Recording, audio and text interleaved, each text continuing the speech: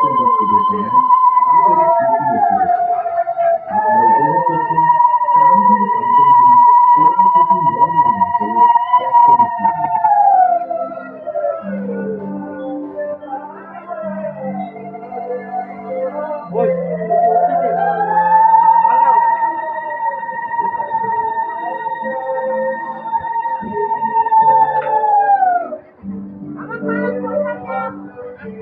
কোনো রকম সমস্যার সম্মুখীন হলে আমাদের স্বেচ্ছাসেবক বৃন্দের সঙ্গে যোগাযোগ করুন।